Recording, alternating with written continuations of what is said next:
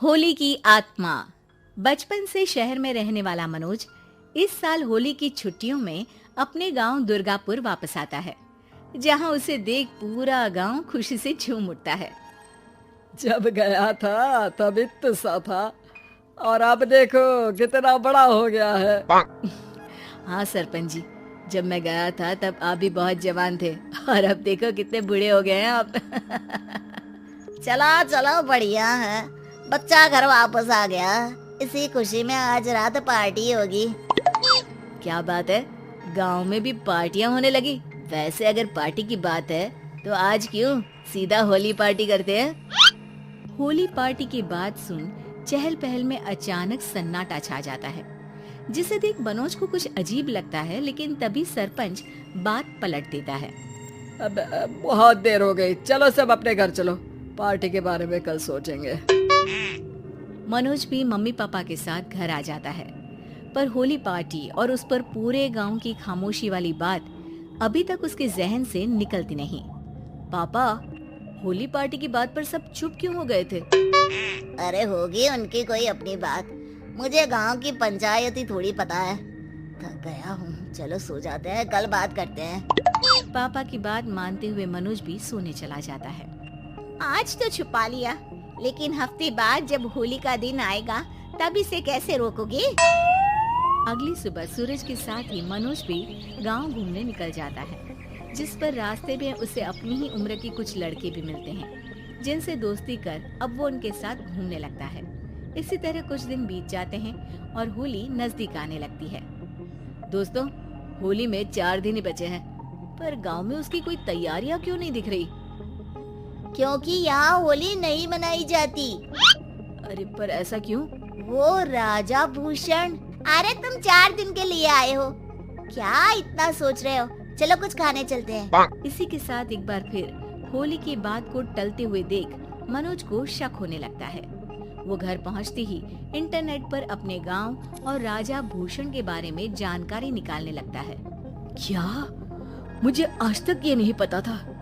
ऐसा कैसे? किसी ने मुझे कुछ बताया क्यों नहीं? सारी जानकारी लेने के बाद मनोज गांव वालों या अपने मम्मी पापा से कुछ पूछे बिना खुद ही उसकी सच्चाई के बारे में छानबीन करने लगता है, जिसके चलते वो राजा भूषण की हवेली में पहुंचता है। वाह, क्या हवेली है यार। पर क्या यहाँ सच में कोई भूत है? हेलो भूत जी, कोई है क्या? हम इस साल गांव में होली सेलिब्रेट कर रहे हैं, क्या आप उस पर थोड़ा इंटरव्यू देंगे? मनोज के ऐसा बोलते ही गांव में तूफान उठ जाता है और हवेली में रखी सारी चीजें हिलने लगती है। एक अदृश्य शक्ति मनोज को धक्का देकर हवेली से बाहर निकाल दरवाजा बंद कर लेती है। ये सब देख मनोज हैरान रह जाता है। क्या अभी मुझे हवा ने धक्का देकर बाहर निकाल दिया? मेरे होते हुए इस गांव में कभी होली नहीं मन सकती, इसलिए दोबारा ऐसी कोशिश भी मत करना, अंजाम बुरा होगा। आवाज सुन मनोज हैरानी से इधर उधर देखने लगता है, पर उसे कोई दिखाई नहीं देता। वो गांव वापस आ जाता है, जहां तूफान की वजह से सब कुछ तहस महस हो चुका होता है। आखिर ये तूफान आया कैसे? ना ऐसा कोई मौसम था और ना ही हमने होली का त्योहार मनाने की बात की थी। सरपंच की बात पर कोई रिएक्शन दिए बिना मनोज चुपचाप अपने घर चला जाता है। इस तरह देखते ही देखते होली का दिन भी आ जाता है और मनोज रंग लेकर गांव में निकल जाता है, लेकिन गांव पूरी तरह खाली होता है।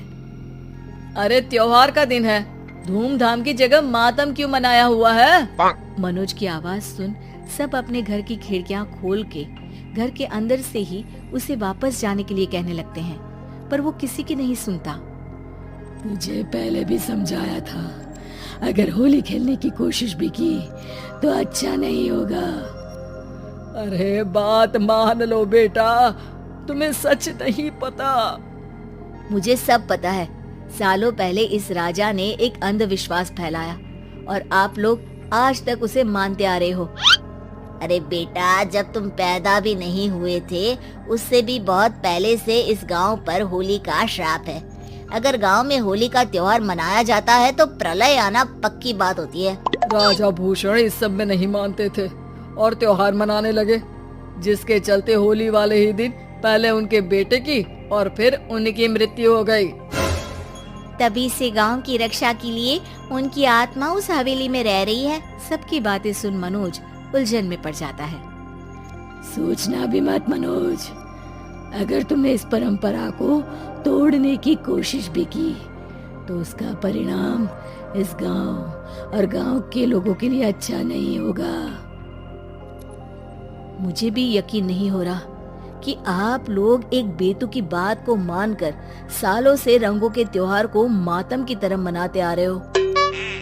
मनोज किसी की कोई बात ना मानते हुए पूरे गांव में रंग बिखेर देता है, जिसके तुरंत बाद वहां तूफान के साथ बिजलियां गरजने लगती है। अचानक मौसम में ऐसा बदलाव देख जहां मनोज कंफ्यूजन में आ जाता है, वहीं गांव वाले डर से सहम जाते हैं।